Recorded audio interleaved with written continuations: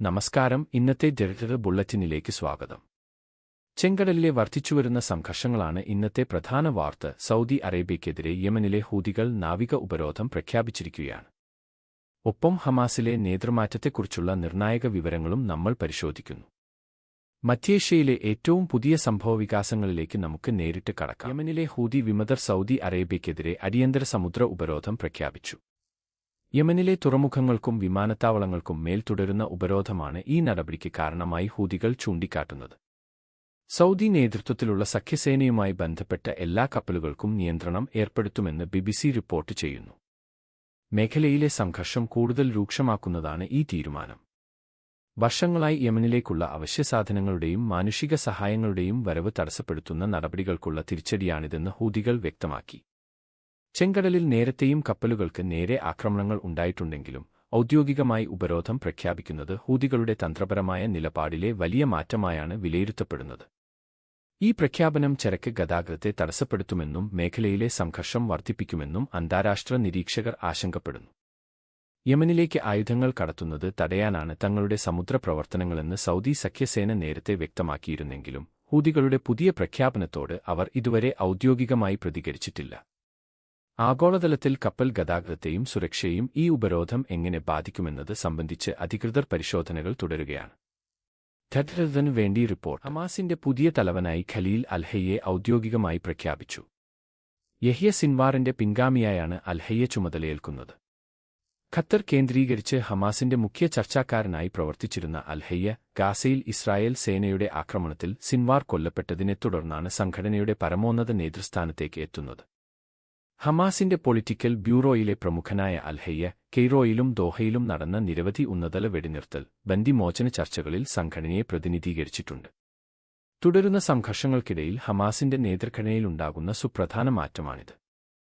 ഗാസയ്ക്ക് പുറത്ത് പ്രവർത്തിക്കുന്ന ഒരാളെ നേതൃത്വത്തിലേക്ക് കൊണ്ടുവരുന്നതിലൂടെ തങ്ങളുടെ നയതന്ത്ര നീക്കങ്ങൾ സുഗമമാക്കാനും മുൻ കമാൻഡറുടെ വിയോഗം മൂലമുണ്ടായ ആഭ്യന്തര പ്രതിസന്ധികൾ മറികടക്കാനുമാണ് സംഘടന ലക്ഷ്യമിടുന്നതെന്ന് നിരീക്ഷകർ വിലയിരുത്തുന്നു. അന്താരാഷ്ട്ര മധ്യസ്ഥർ യുദ്ധം അവസാനിപ്പിക്കാൻ സമ്മർദ്ദം ചെലുത്തുന്ന നിർണായക ഘട്ടത്തിലാണ് ഈ നേതൃമാറ്റം. അൽഹയ്യ സംഘടനയുടെ നിലവിലെ പ്രത്യയശാസ്ത്ര നിലപാടുകൾ തുടരുമെന്ന് പ്രതീക്ഷിക്കുമ്പോഴും ചർച്ചകളിലെ അദ്ദേഹത്തിന്റെ മുൻപരിചയം വരും ദിവസങ്ങളിൽ നടക്കുന്ന നയതന്ത്ര നീക്കങ്ങൾക്ക് കൂടുതൽ പ്രാധാന്യം നൽകിയേക്കും. ഖത്തറിന് വേണ്ടി ബ്യൂറോ റിപ്പോർട്ട്. സൗദി വിദേശകാര്യ മന്ത്രി പ്രിൻസ് ഫൈസൽ ബിൻ ഫർഹാനും ഇന്ത്യയുടെ ദേശീയ സുരക്ഷാ ഉപദേഷ്ടാവ് അജിത് ഡോവലും റിയാദിൽ ഉന്നതല ചർച്ചകൾ നടത്തി.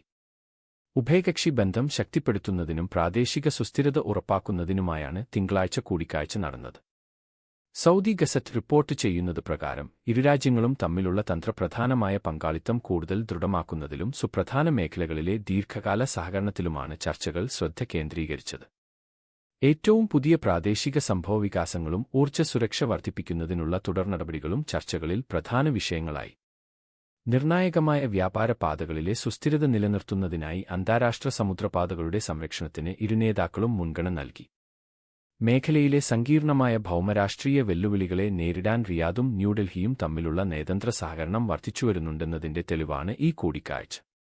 സമുദ്ര സുരക്ഷയിലും ഊർജ്ജ നയങ്ങളിലും ഏകോപനം ഉറപ്പാക്കുന്നതിലൂടെ സുപ്രധാന വിതരണ ശൃംഖലകൾ സംരക്ഷിക്കാനും സാമ്പത്തിക അടിത്തറ ഭദ്രമാക്കാനും ഇരുരാജ്യങ്ങളും ലക്ഷ്യമിടുന്നു.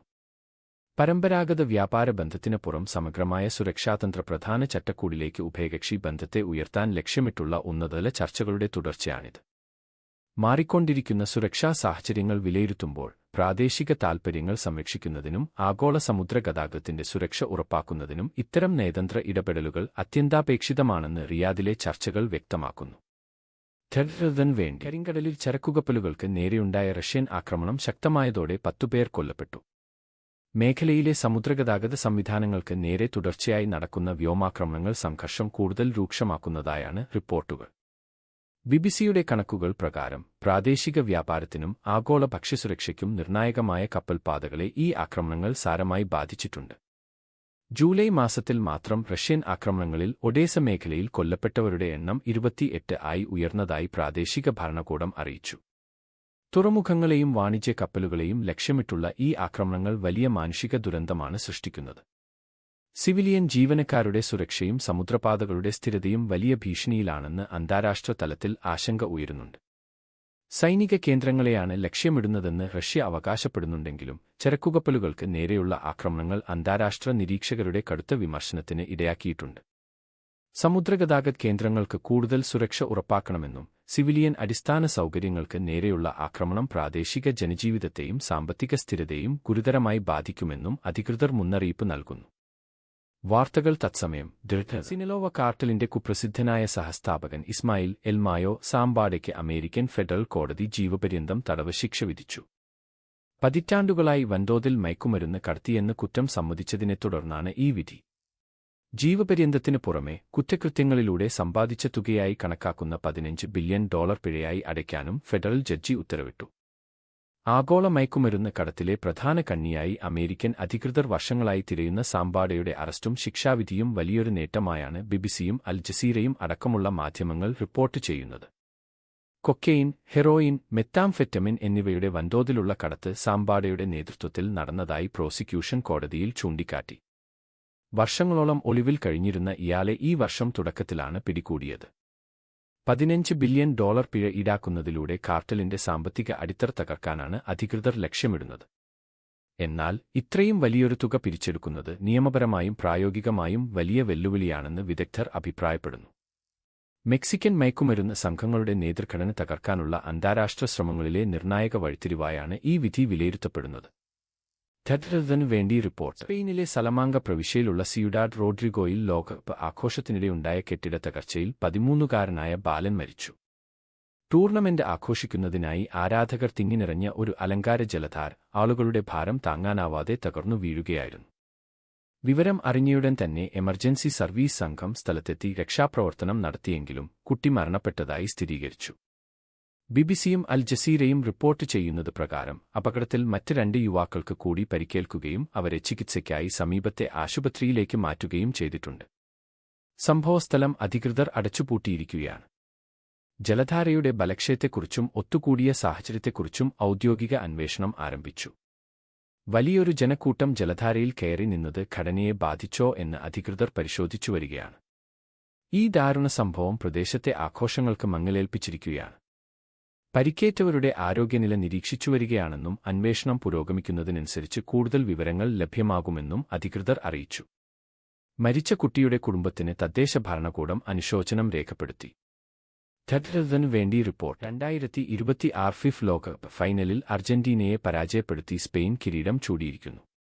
ചരിത്രപരമായ ഈ വിജയത്തോടെ ടൂർണമെന്റ് സമാപിച്ചെങ്കിലും മത്സരത്തിന്റെ ഭാവി ഘടനയും നിയമങ്ങളെയും ചൊല്ലി വലിയ ചർച്ചകൾക്കാണ് ഇത് തുടക്കമിട്ടിരിക്കുന്നത്. അൽ ജസീറയുടെയും ബിബിസിയുടെയും റിപ്പോർട്ടുകൾ പ്രകാരം 48 ടീമുകളായി ടൂർണമെന്റ് വിപുലീകരിച്ചത് വലിയ തർക്കങ്ങൾക്ക് വഴിവെച്ചിട്ടുണ്ട്.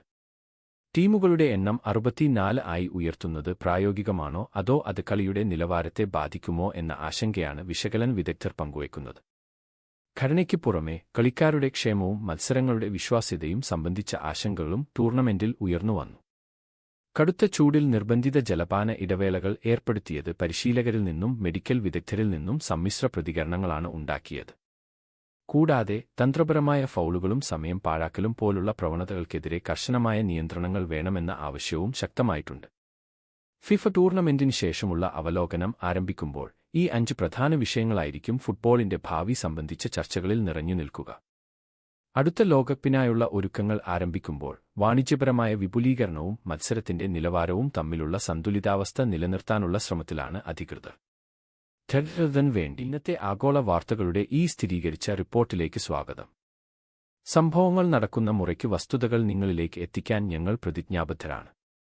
ഥെഡ്രത പ്രസിദ്ധീകരിക്കും മുൻപേ സ്ഥിരീകരിക്കുന്നത്.